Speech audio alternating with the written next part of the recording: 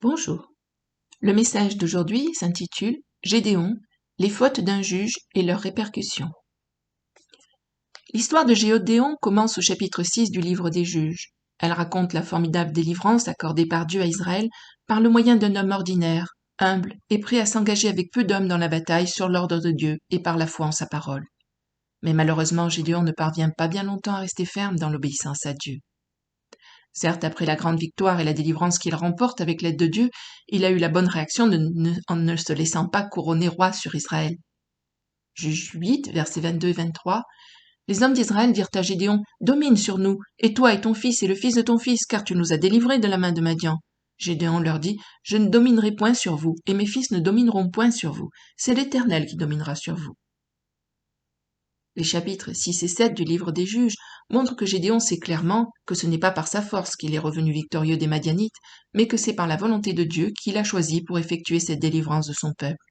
Cependant, il retire quand même un butin prélevé sur ce qu'ont pris les hommes qui ont combattu avec lui. Juge 8, versets 24 à 27, Gédéon leur dit « J'ai une demande à vous faire, donnez-moi chacun les anneaux que vous avez eus pour butin. » Les ennemis avaient des anneaux d'or car ils étaient ismaélites. Ils dirent « Nous les donnerons volontiers. » Et ils étendirent un manteau sur lequel chacun jeta les anneaux de son butin.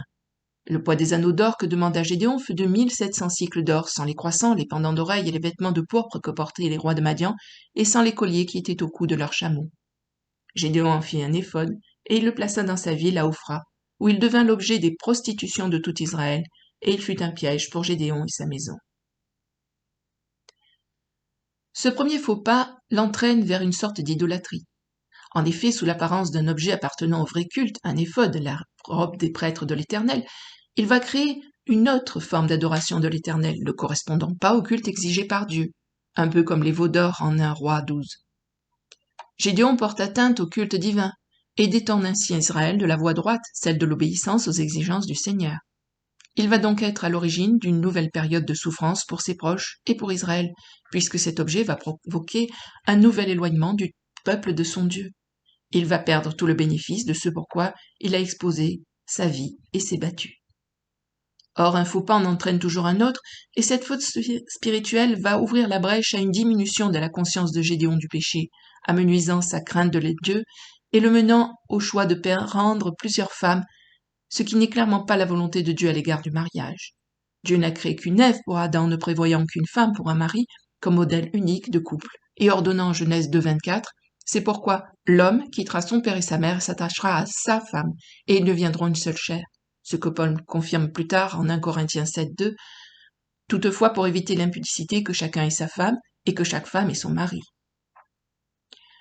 Juge 8, verset 30. Gédéon eut 70 fils issus de lui, car il eut plusieurs femmes.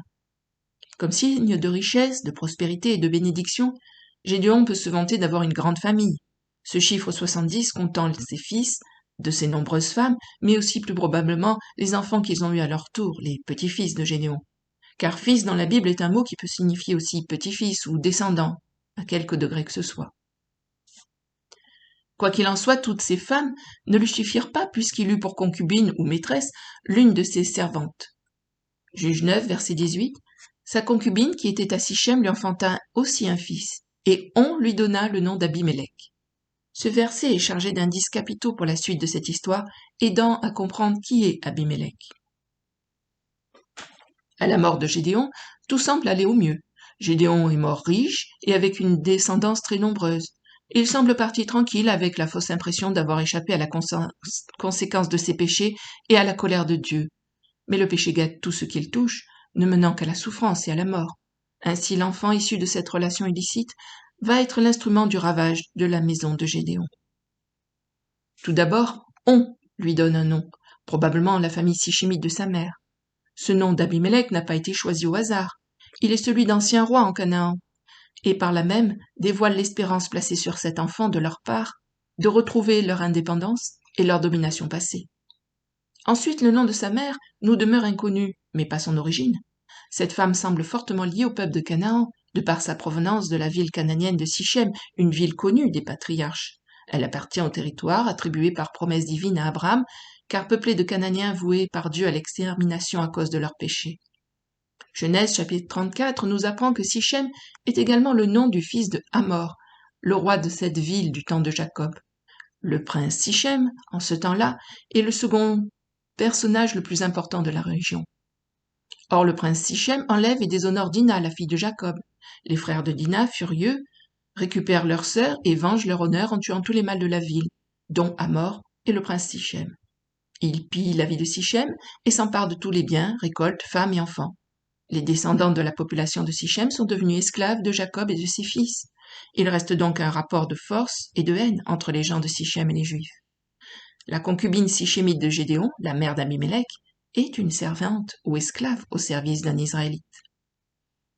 Juge 9, versets 1 à 6. Abimélec, fils de Jérubbaal, c'est un autre nom de Gédéon, se rendit à Sichem vers les frères de sa mère, et voici comment il leur parla, ainsi qu'à toute la famille de la maison du père de sa mère. Dites, je vous prie, aux oreilles de tous les habitants de Sichem, vaut-il mieux pour vous que 70 hommes, tous fils de Jérubbaal, dominent sur vous, ou qu'un seul homme domine sur vous? Et souvenez-vous que je suis votre os et votre chair.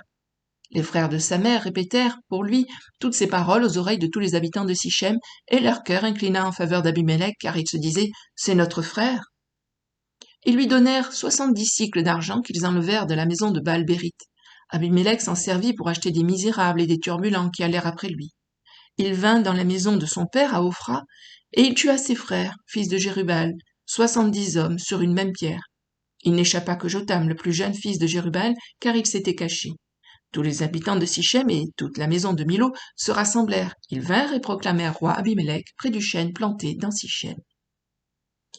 Plus loin, au verset 16 à 18, Jotam dénonce « Maintenant, est-ce de bonne foi et avec intégrité que vous avez agi en proclamant roi Abimélec? Avez-vous eu de la bienveillance pour Jérubbaal et sa maison? L'avez-vous traité selon les services qu'il a rendus?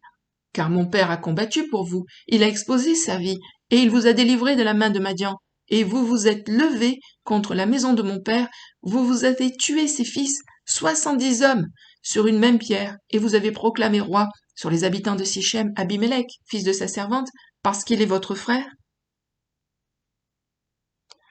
Incité par la jalousie, l'orgueil et la souffrance d'être l'enfant illégitime, le fils de la servante, celui qui a pour nom Abimélec, ce qui signifie mon père est roi, va se tourner vers la famille de sa mère pour recevoir le soutien nécessaire afin d'aboutir à ses désirs de puissance. Il leur présente sa domination comme préférable à celle de nombreux descendants légitimes de Gédéon, insistant sur ses liens de sang avec les habitants de Sichem, et les habitants de Sichem se mobilisent autour de son argument, disant « c'est notre frère ». Il est toujours préférable d'avoir pour roi un compatriote plutôt que des étrangers avec qui on a eu des maux dans le passé et dont on subit encore l'autorité. Et il est plus économique, certainement, d'entretenir un roi plutôt que 70 personnes. Un même sang, une même cause, un même intérêt. Abimélec revendique son origine cananéenne, son appartenance au peuple païen de Sichem. D'ailleurs, l'argent pour financer sa révolte et son accession au pouvoir provient du temple païen de la ville, de la maison de Baal-Bérith. Ainsi motivé, Abimélec n'a aucun remords de conscience à tuer ses demi-frères et sœurs, et leurs fils, les descendants légitimes de Gédéon.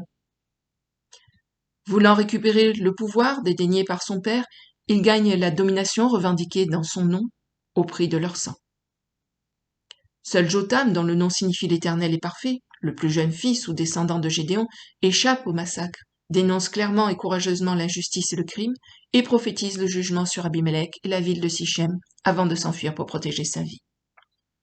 Dieu va alors laisser l'orgueil des uns et des autres, les luttes de pouvoir, les mensonges et les trahisons agir pour finalement rendre sa justice.